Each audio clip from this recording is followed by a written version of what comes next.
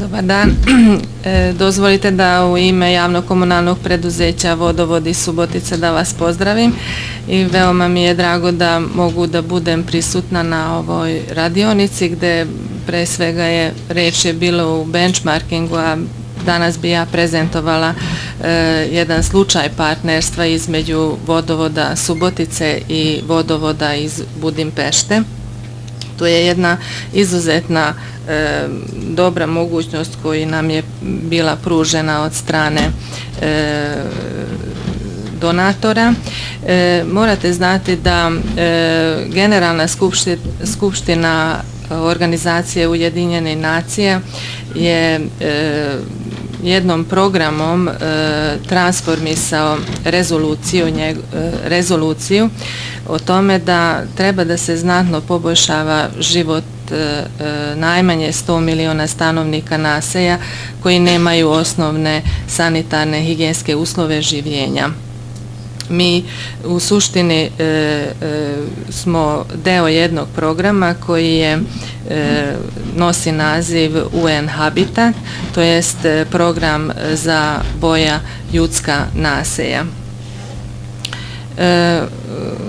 Znači, zahvaljujući podršci GVOP-a, taj program UN Habitat koji deluje kao mreža partnera, ona je posvećena pomaganju svih vodovoda koji se međusobno mogu pomoći, odnosno pomažu u toj svrhi da se poboljšava kapacitet u komunalnim uslugama.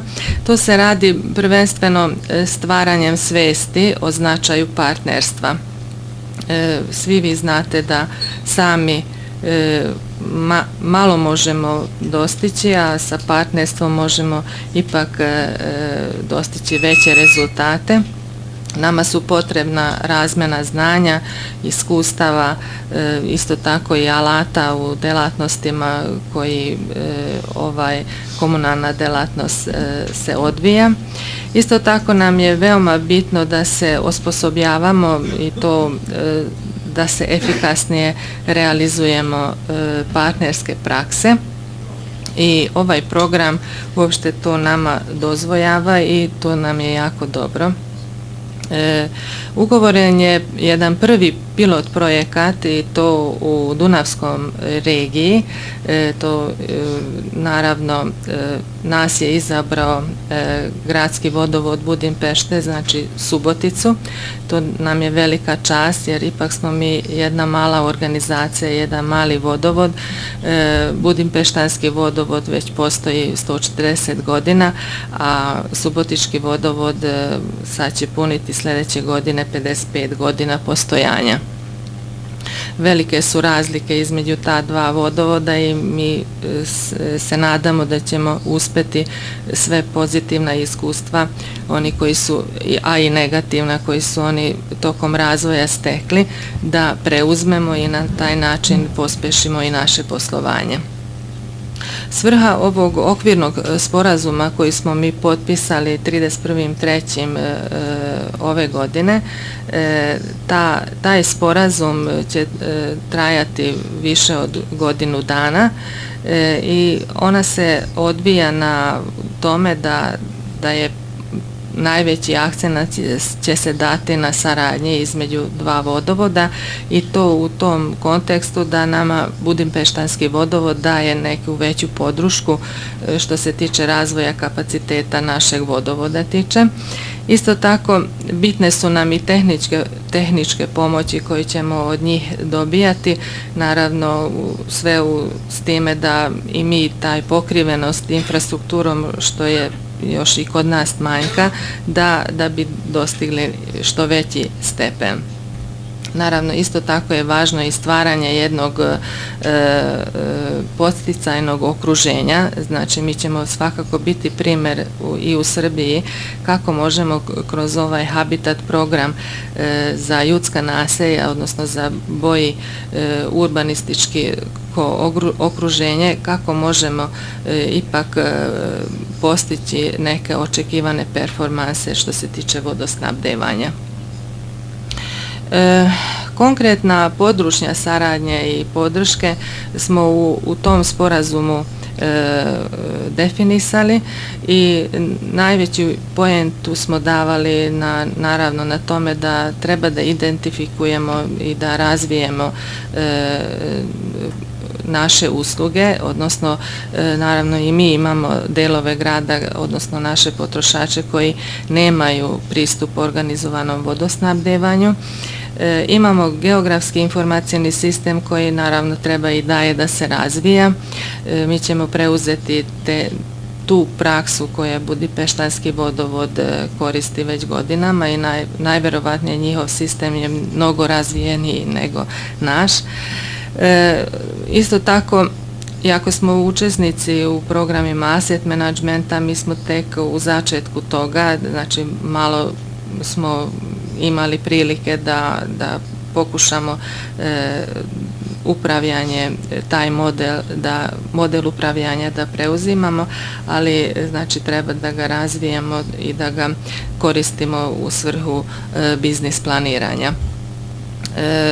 Razvoj sistema za elektronsko upravljanje dokumentima i arhiviranje, to svako već preduzeće i u Srbiji i šire su već mnogo koristili, ali mislim da i taj sistem se uvek može unaprediti i na taj deo ćemo akcentirati.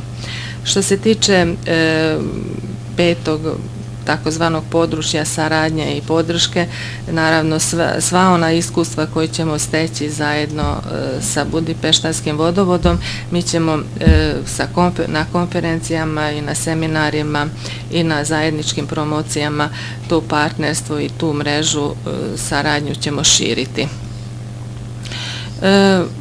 Kad je direktor Budimpeštanskog vodovoda priupitao šta ovoj Subotičkom vodovodu je potrebno, onda sam ja, odnosno zajedno sa poslovodstvom smo odlučili o nekoliko bolnih tačaka što nas dira, a ja mislim da nije samo Subotički vodovod je taj koji boluje od toga da nema u suštini jedan adekvatan menadžment. Mislim da treba da učimo od onih savremenih organizovanih sistema kako se uopšte može edukovati menadžment, odnosno stvoriti jedan efikasan menadžment jednog vodovoda. Isto tako nam je slaba tačka i sama organizaciona struktura, odnosno sama organizacija rada jednog vodovoda koji treba da radi i na tome da sebe stvori što efikasnijim i profitabilnijim. I naravno mnogo se bori poslovodstvo, odnosno uopšte menadžment, kako da nadzire obim i kvalitet radnih procesa. Javna komunalna preduzeća u Srbiji, ja mislim da se baš ne bave s time, znači fiksirane su nam plate, imamo ne baš neki široki dijafazon nagrađivanja naših zaposlenih, odnosno uopšte obim i kvalitet radnih procesa ne možemo na adekvatan način nagrađivati. Mi mislimo da polako treba da preuzmemo takve sisteme koji o tome već su više razmišljali i išli su napred. Naravno, videli ste i to da u našoj zemlji, a i u široj okolini bilo je nekoliko vanrednih situacija kad mislim da mnoga preduzeća, čak i gradovi, nisu bili dovoljno pripremljeni za vanredne situacije. I mislim da nama treba stvarno napraviti, odnosno dati pomoć u tom razvoju tog planiranja interventnih aktivnosti. Tek onda vidimo u vanrednim situacijama koliko smo mi u suštini organizovani i da li možemo efektivno delovati. Nažalost, imali smo nekoliko slučajeva kad smo mislili da u suštini nismo pripremljeni za takve situacije. Uvek je tema gubitak vode, neoprihodovana voda. Ja mislim da vodovod Subotica u Srbiji nije baš na lošem glasu. Mi imamo nekih 25 do 27% gubitka vode. Bez obzira na to možda nije ni tačan podatak. Ja bih voljela da ovi kolege iz Budimpešte da provere taj podatak, da li je to istina ili nije. S druge strane da nam daju neke savjete kako ćemo mi taj gubitak ipak da smanjujemo još koliko god je to moguće. Tih 5, ajde da kažem, bitnih dogovora je nakon toga je slijedilo jedan susret u Budimpešti 7. aprila. Tamo smo se dogovorili šta ćemo, u kakvim aktivnostima ćemo sve te naše dogovore i ostvariti, i dogovorili smo se oko toga da ćemo 3 aktivnosti pokrenuti. Prva aktivnost je naravno upravljanje vanrednim prilikama i događajima. Ja sam to stavila na prvo mjesto jer je za mene izgleda ako je neko odgovoran i kao direktor najviše se boji od tih vanrednih situacija i vanrednih događaja. Ja mislim da to treba dosta ozbiljno shvatiti i iz tog ugla smo krenuli kao na prvo mjesto te aktivnosti smo stavili baš to. Dogovorili smo da ćemo raditi upoznavanje, implementaciju i primjenu jednog okvirnog sistema menadžmenta, upravljanja operativnim procesima rada u vanrednim prilikama, da ćemo razraditi procedure, priručnike za upravljanje procesima i uputstvima rada. Mi imamo neke takve stvari, ne mogu reći da smo baš na nekom sasvim na početku, ali ipak to su rađene prije 30 godina, možda onda kad je, mogu reći da malo smo bili organizovani i disciplinovani. Sad ja mislim da smo to zapostavili. Identifikacija potencijalnih rizika zavisi od samih preduzeća koji rade taj posao, znači mi bi trebali da identifikujemo koji su to vanredne okolnosti ili situacije ili događaji koji mogu da nam se zadese, a na to ćemo naravno napraviti plane reagovanja i naravno prilagoditi obučavanje i treninge za to da naši zaposleni u suštini vladaju takvim situacijama i naravno na kraju ćemo i uvežbavati sve te procedure. Druga grupa aktivnosti koji je sam Budimpeštanski vodovod je ponudio nama u vidu tehničke pomoći. Oni imaju savremenu tehnologiju, savremene metode i opremu koju nažalost mi u Subotici još nismo mogli obezbediti sebi. Jedna od takvih aktivnosti će biti da će doći sa specijalnom opremljenom vozilom i prezentovat će kako detektuju ili otkrivaju curenje vode. Isto tako će biti i snimanje i precizno utvrđivanje atribute mreže, to jest isto će nam prezentovati jednu specijalnu opremu na vozilu i metode koje oni koriste, na primjer da snimaju takve trase koji za nas ne postoje podaci, a trebalo bi na neki način da ih evidentiramo i da ih uvodimo u naš GIS sistem. Neprihodovana voda, ono što sam rekla, je isto šlager tema.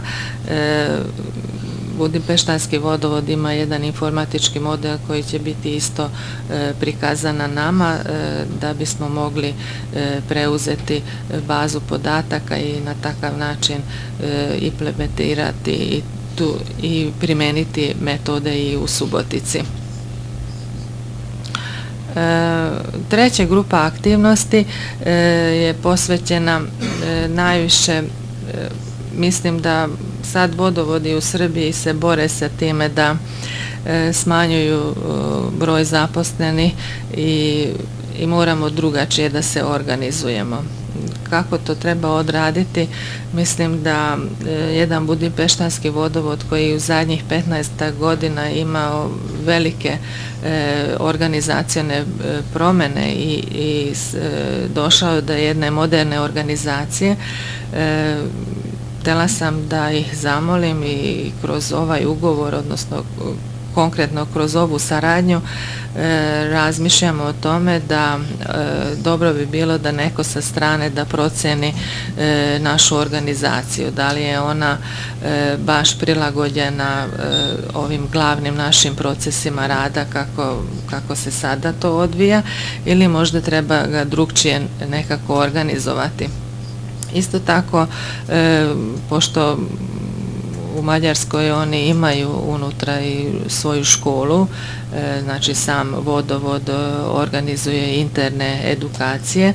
Mi nažalost to još nemamo, ali iskoristit ćemo par puta da budemo učesnici na njihovim treninzima i na osnovu toga možda zajedno s njima ćemo napraviti neku našu novu organizacijnu šemu i ne samo organizacijnu šemu, nego stvarno jedan operativni model na koji način možemo naše organizacijne jedinice da ih spojimo u neku funkcionalnu celinu. Organizacione alternative uvek postoje i mi ih možemo stvarati i nove, ali još uvek mislim da neko sa strane, neko treći možda uvek bolje vidi nas nego mi sami sebe. Zašto smo mi izabrani? To samo mogu nabrojati nekoliko činjenica zašto je Subotički vodovod može biti partner jednom budimpeštanskom vodovodu. U tom smislu da možemo biti učenici, to je sigurno, ali činjenica da u samoj Srbiji sam Subotički vodovod je ipak sa nekoliko poduhvata ipak je sebe stavio u jedan primarni plan u odnosu na ostale vodovode u Srbiji. Mi smo 1974. godine još u staroj Jugoslaviji bili prvi koji smo izgradili prečistač otpadnih voda. Naravno, to smo još i dalje razvijali, a isto tako smo bili među prvima u Vojvodini, to 1980. kad smo izgradili fabriku vode. Znači, bili smo uvek i nosioci saradnje i udruživanje javnih komunalnih preduzeća što se tiče delatnosti vodosnabdevanja, odvođenja i prečišćavanja otpadnih voda. I sada smo maltene vođa međuopštinske regionalne grupe za razvoj infrastrukture vode za Severnu Bačku i Južni Banat. Tamo razrađujemo i međunarodne projekte, planiramo da zajednički da delujemo, jer sam vodovod iz Subotice nije tako veliko preduzeće, ali manji vodovodi oko nas žele s nama partnerstvo i na osnovu toga mi možemo zajednički izraditi zajedničke projekte, više sa delovanjem na regionalni nivo i na taj način ćemo najverovatnije pristupiti i kod prekograničnih projekata da povučemo neka sredstva za subvencioniranje. Bili smo inicijatori i osnovnog poslovnog udruženja vodovode i kanalizacije Vojvodine 90. godina, a nakon 2000. godine uspjeli smo zalaganjem Vladimira Taušanovića da postanemo i član Svetske asocijacije operatera voda. Radili smo non stop na saradnji što se tiče međunarodne saradnje, prvenstveno baš zbog blizine mađarske granice. Mi smo često prelazili granicu i došli više puta i u Segedinski vodovod. Mnogo smo učili od njih, na primjer na polju tehnologije prečišćavanja otpadnih voda. Isto tako sad mogu i na taj način da se pohvalim da mi smo prvi koji, što se tiče u našoj oblasti, da proizvodimo i zelenu energiju, što se tiče obrada mulja. Isto tako mogu reći i to da naravno da u Srbiji mnogi vodovodi dolaze kod nas da podelimo naša iskustva s njima. Veoma često su nam u gostima i beogradski, novosadski, i vajevski i ostali vodovodi. Došli su na primjer iz Leskovca. Ja često kažem njima da dođu na više dana kod nas i da sa svojim zaposlenima da provedu nekoliko dana kod nas da bi naučili neke procese, neke tehnologije gdje smo mi već neke stvari već savladali.